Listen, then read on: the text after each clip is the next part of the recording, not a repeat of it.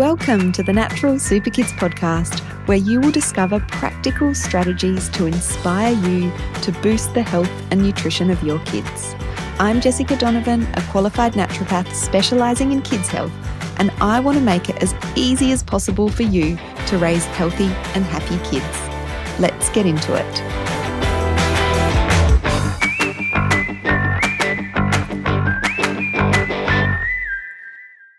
Hello. Welcome back to the Natural Super Kids podcast. It's great to have you here today.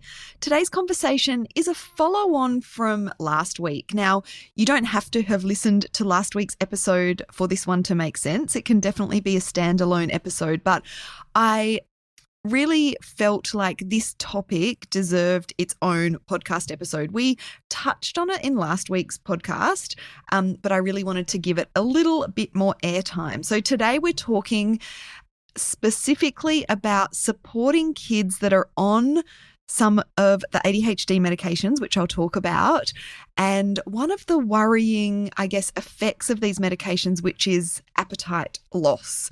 So I want to specifically talk about that, why it happens, and how we can sort of work around that for these kids that are experiencing this side effect of some of the ADHD medications, so that we can do our best to ensure that their nutrient intake is optimal. So that's what we're talking about today. If you missed last week's episode, I brought our lovely naturopath Sarah Warboys on, and we had a conversation more broadly about ADHD medications, the benefits, some of the side effects. So we dived into that generally in last week's episode. And we also talked a lot about how naturopathy can support ADHD kids, whether they're on medications or not on medications.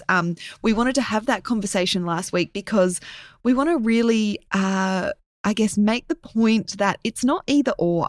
Just because your child is on medication for ADHD, it doesn't mean that you can't be doing some of the naturopathic work that we are so passionate about, dietary changes, lifestyle changes, working on gut health. So we dive into that a lot more in last week's episode. So if you missed it and that sounds interesting, make sure you go back and listen to that episode. That can be after this episode. It doesn't have to be, it's not a precursor, a prequel. Both episodes are standalone. All right, so we know, and we talked about this in last week's podcast, that ADHD medications can be positively life-changing for a lot of kids, for their focus, for their behaviour. But one of the common and tricky side effects of many of these medications is reduced appetite. So I want to talk about some practical strategies that can help, because with reduced appetite potentially comes reduced food intake, meaning which can mean not necessarily, which can mean reduced nutrient intake, which can be problematic for growing bodies and brains. So that's what we want to talk about today. So how do these medications affect appetite? So it's specifically the stimulant medications, Ritalin, Concerta, Vyvanse, that are the main culprits in terms of this particular side effect. And it's because these medications increase dopamine and norepinephrine in the brain, which is where the benefits come from. That's where the improved focus comes from. But it also suppresses this effect on these neurotransmitters in the brain, also suppresses hunger signals.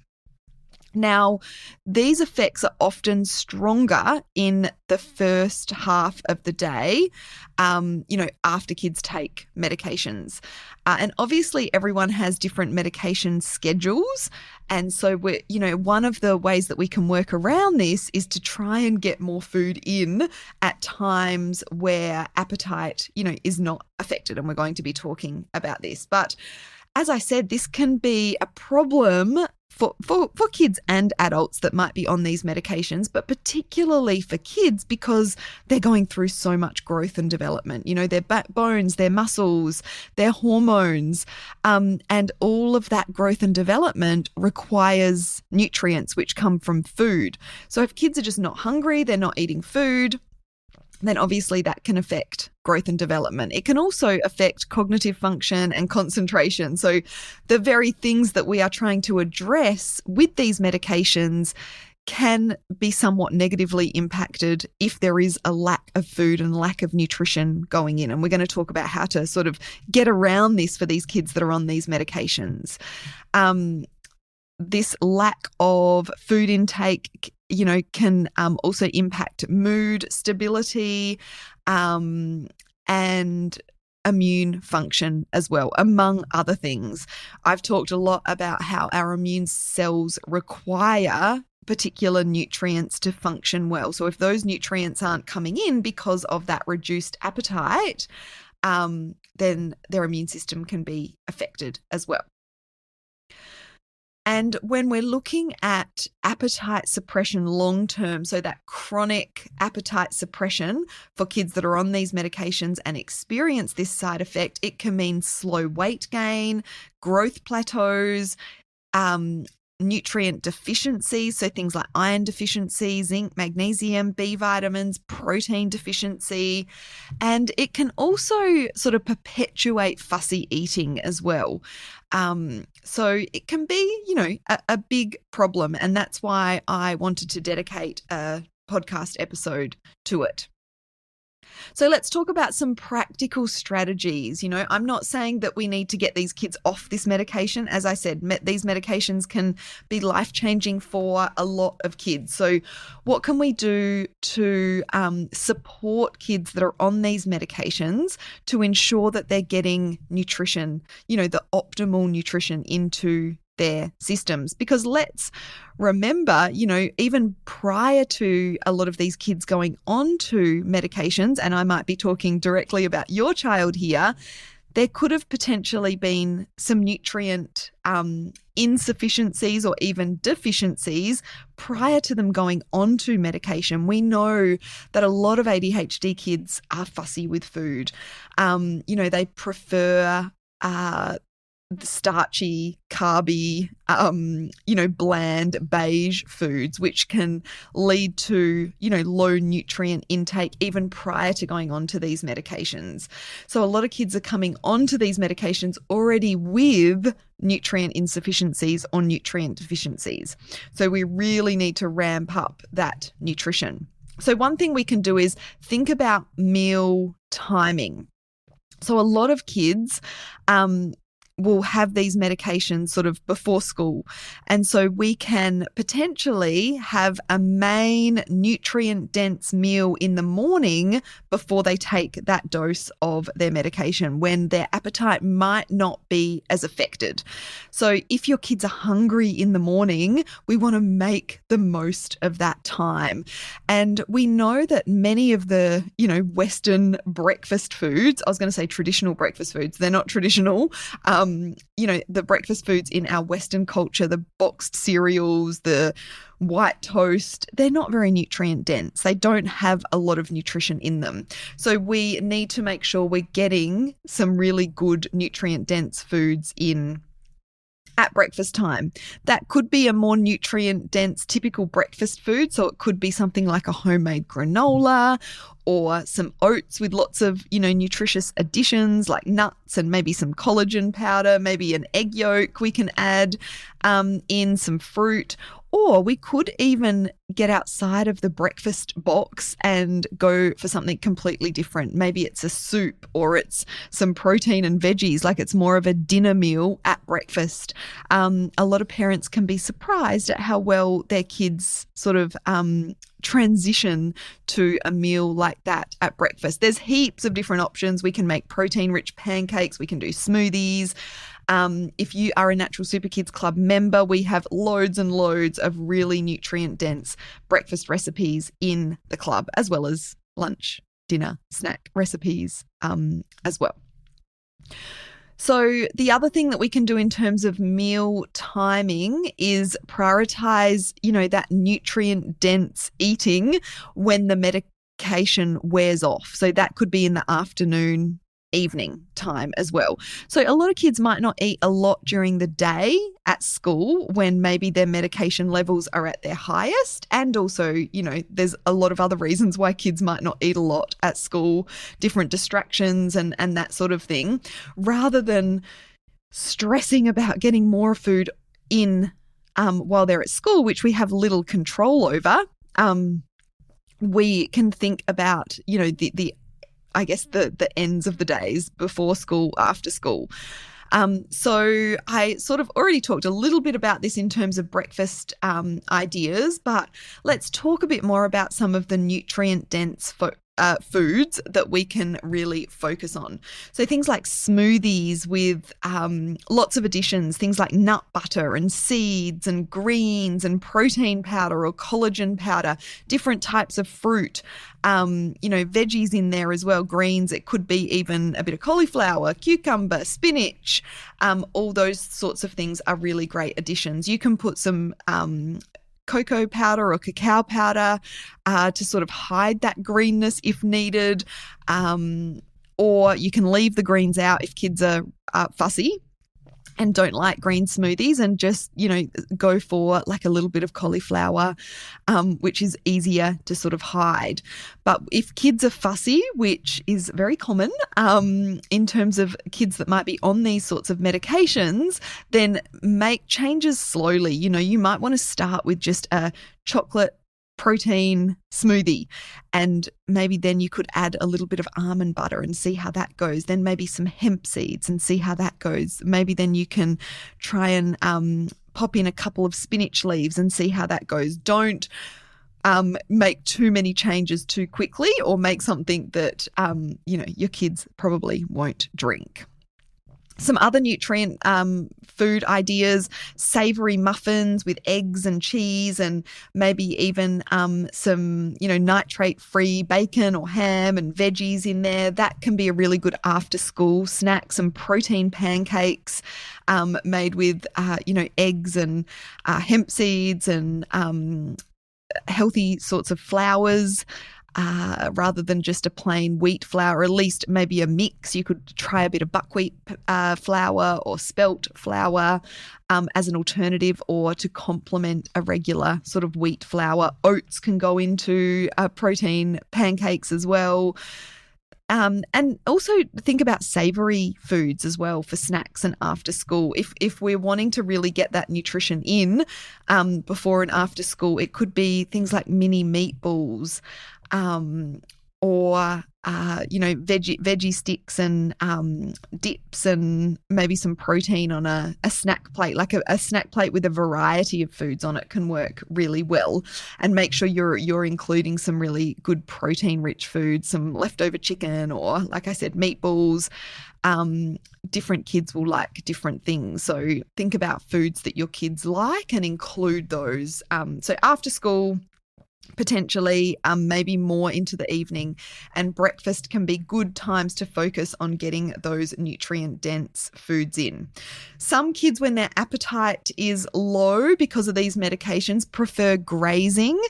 So small amounts of food more regularly, and that can often lead to more of those high carby snack foods. But if we can switch those out for protein rich foods, maybe some bliss balls or some healthy muesli bars, some yogurt, some good quality yogurt, maybe you can mix some collagen in to boost the protein, and some fresh fruit, nuts, seeds.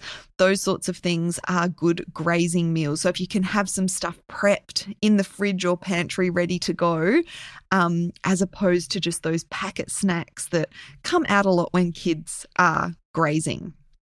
Trail mix can work really well. Avocados are great. Different dips, as I already mentioned. I think I said hummus, but you can do all sorts of different, legume dips or avocado dips. You can even do things like tuna dips that some kids like. Eggs can be great. Cheese can be good if your kids are okay with dairy as well. And another really important point is, as well as focusing on getting these more nutrient nutrient-dense foods in when your kids are hungry to make the most of the food that they're eating, the other thing we want to do is really reduce those empty calories. Now, I sort of already mentioned this in terms of those, more processed packet snacks if kids are grazing. But yeah, we want to sort of work on both sides, getting more of those nutrient-dense foods in, but we also want to really pull back on any empty calories, because if our kids have limited appetite and they're filling up on empty calories, then that is just going to perpetuate this problem of low nutrition. So when our kids are eating less food, we want that food to be higher in nutrition. I know this is easier said than done for a lot of kids, but if we can just focus on one regular snack that our kids are having, say if they're having, packet chips, for example, then what can we replace that with? Maybe it's some veggie sticks and crackers and some dip. Maybe there's some chips in the mix there as well, but it's mixed with other things like more nutrient-dense options. And we can sort of start to make changes like that, reducing those empty calories that don't have or have very little nutrition in them with higher nutrient snacks. That really is the thing that we want to be focusing on. And then, of course, we may need to fill the gaps with supplements. I would argue that kids that are on these medications that we're talking about, these stimulant medications, almost always will benefit from some supplements to fill those nutrient gaps. It can be really hard to get enough nutrition in through the food they're eating, especially when there's fussy eating, picky eating tendencies in the mix as well. And to make matters even worse and more tricky, some of the nutrient deficiencies that kids can commonly experience, like iron deficiency, zinc deficiency, can perpetuate fussy eating even more. So it can become this really hard to break vicious cycle. I'm sure there's lots of mums and dads listening that can really relate to that. So when kids are on these stimulant medications, that they're commonly deficient in things like iron, zinc, magnesium, omega-3s, B vitamins, and you can argue also that ADHD kids have higher needs often for some of these nutrients as well. And as I mentioned at the start, they might be going into this journey taking medication already deficient or insufficient in these nutrients.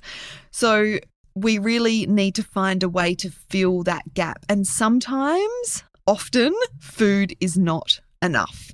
So at the very least, we can look at a good quality, broad spectrum, multivitamin and mineral formula.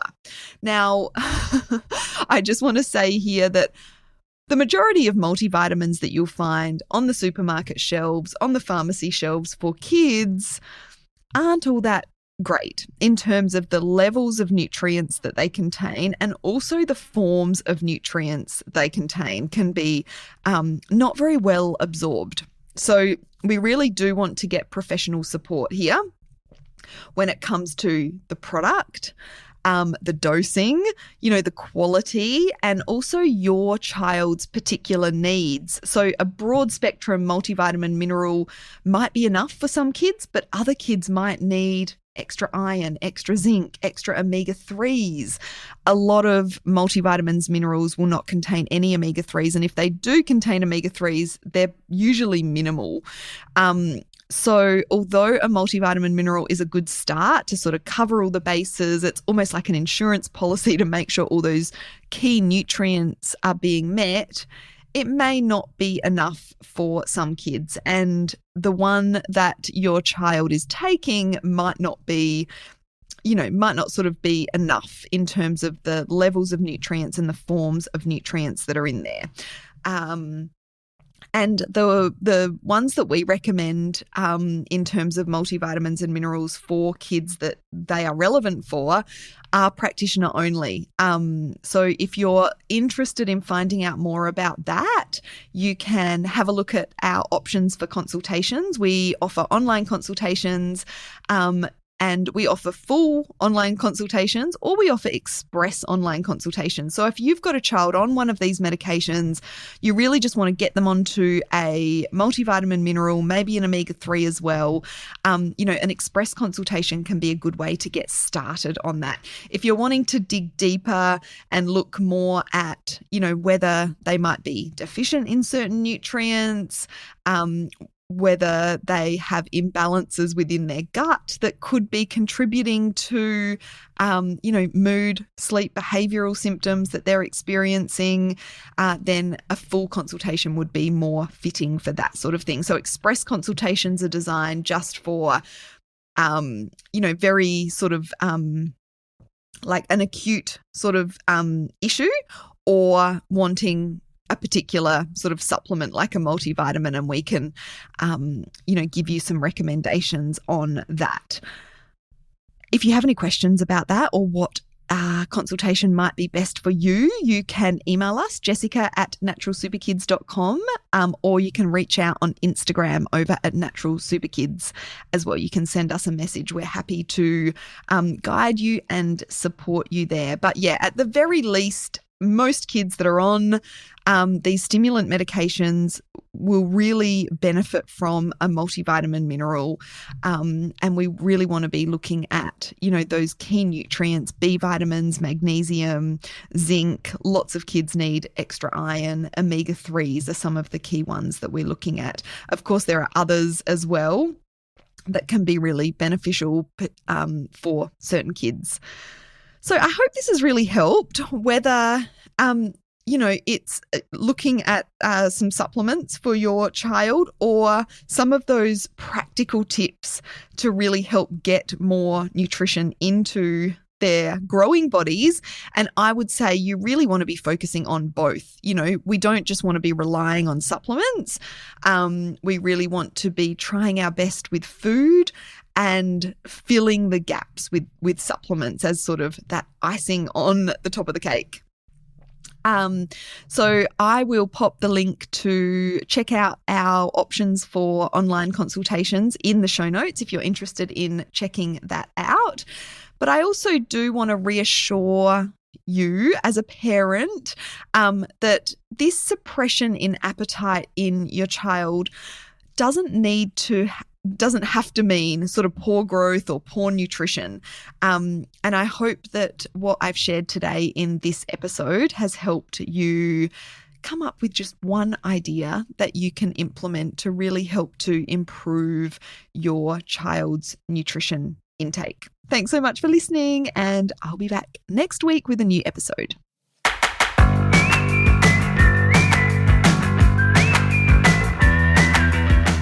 Thank you so much for joining me on the podcast today. Head on over to our website, naturalsuperkids.com, for the show notes for this episode, as well as a whole heap of inspiration to help you raise healthy and happy kids. I'll see you next week.